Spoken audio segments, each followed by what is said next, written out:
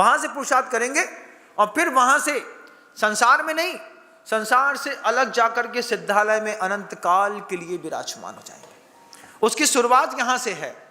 जम सकई तम की रही, जितनी ताकत है उतनी करो। ऐसा नहीं आप हमारे जैसी साधना मत करो, अपने जैसी तो करो। ये बात माँ जिनवाणी ने कितनी खुल करके कही। गुरुजी हम सबको समझा रहे थे, संसार बहुत बड़ा है और परिवार के लोग अपना अपना जैसे हिसाब किताब खत्म हो गया ना, निकल लेंगे। अब बताओ, जो बच्चा गोदी में आकर के मरा उसका गम होता है कि नहीं? आपके साथ हुआ होगा। 5-6 महीने का बच्चा आया होगा, चला गया होगा, 5 दिन में चला गया होगा, पैदा होते साथ ही मर गया होगा, हो गया कि नहीं? अपने अपना हिसाब किताब क्या चलते बने। जो बच्चे हाथ में आए उनका तो रोना रोते हो, जो बच्चे गर्भ में आकर के वहीं के वहीं मर करके निकल गए और कितने नरक चले गए, कितने स्वर्ग चले गए, उनका तो पता ही नहीं। महिला कभी नहीं समझ पाती। महिला को 1.5 महीने बाद समझ में आती है बात कि पेट में गर्भ है। अब अंतर मुहूर्त में गर्भ में जीव आया, आकर के वहीं पे तुम्हारा बच्चा तुम्हारे गर्भ में पल रहा, तुमको पता नहीं। वहीं के वहीं उसने पुण्य बांधा, वहीं के वहीं आयु क्षय हुई, स्वर्ग में जाकर के देव बन गया। वहीं के वहीं फिर उसने कर्म बांधा, दूसरे बच्चे ने एक नरक में चला गया, एक तिरंज में चला गया, एक मनुष्य बन गया। कितने बच्चे पैदा किए इस संसार में, क्या पता किसी महिला को, कोई नहीं जानती। क्या विचित्र संसार है। इतने विचित्र संसार के बीच में एक गुरु मिल जाए, भगवान मिल जाए, शास्त्र मिल जाए, आगम मिल जाए, इंप्लीमेंट करने वाले लोग मिल जाए और आपको बताएं कि रास्ता भैया यहां से जाता है और रास्ता दुनिया से कहीं जाता नहीं बंधुओं। आप कोशिश करें या ना करें, आप आज नहीं तो कल कोशिश करेंगे, एक दिन आप थक जाएंगे संसार में रहते रहते। जैसे मुझको मेरे संयोग से मेरे गुरु मिले, ऐसे आपको भी आज नहीं मिले तो कभी मिलेंगे। हर चीज सुनने से नहीं उतरती, उतारने से उतरती है दिमाग में। अभी तो सुन करके सोचते हो कि उतर जाएगा, उतारने से उतरती है। एक कठोर नियम बनाते हैं, आज के बाद हमारे घर के अंदर रात्रि भोजन नहीं चलेगा। एक बार प्रवचन सुना, एक मर्यादा खींच दी, पूरा का पूरा घर 6, 6:30, 7 बजे के बाद तपस्वी हो जाएगा।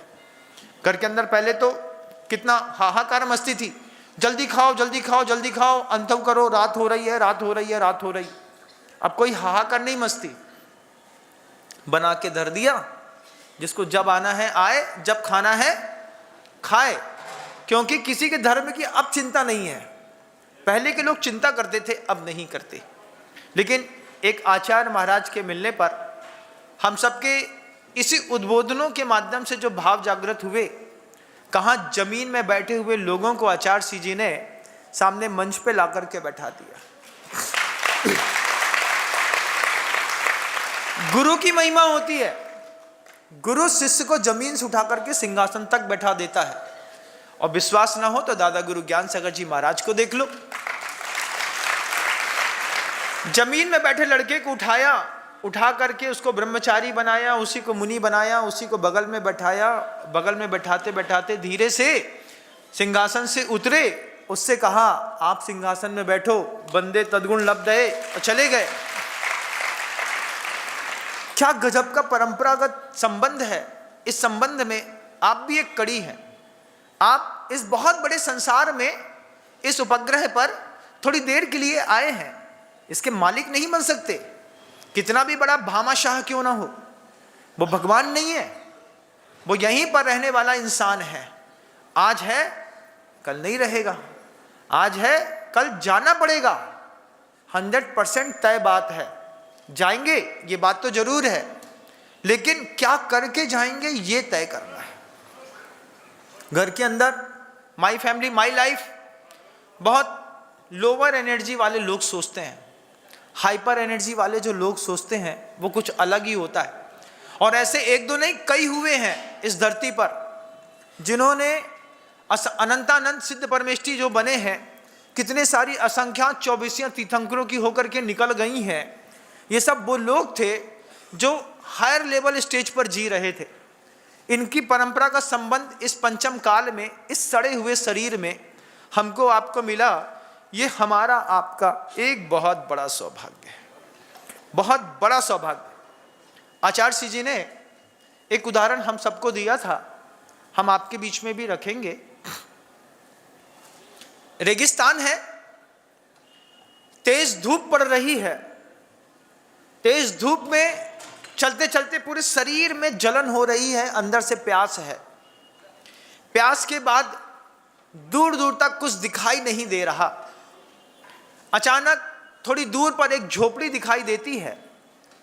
झोपड़ी तक प्यासा राहगीर पहुंचा। पहुंच करके देखता है कि झोपड़ी में कोई इंसान नहीं है, एक हैंडपंप है। हैंडपंप लगा है और लगे हुए हैंडपंप में बगल में एक भरी बाल्टी पानी की रखी है,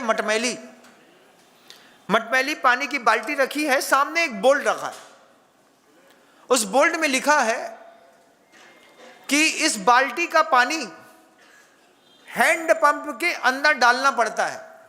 आपने कभी ऐसा प्रयोग किया होगा अपने जीवन में? पहले पानी भरना पड़ता है हैंडपंप में, फिर उसको चालू करो तो तब खिंचता है। कई बार जब रिवर्स मार देती है ना, शटरिंग टूट जाती है नीचे के जो वॉल्व्स टूट जाते हैं तो पूरा पानी नीचे उतर जाता है।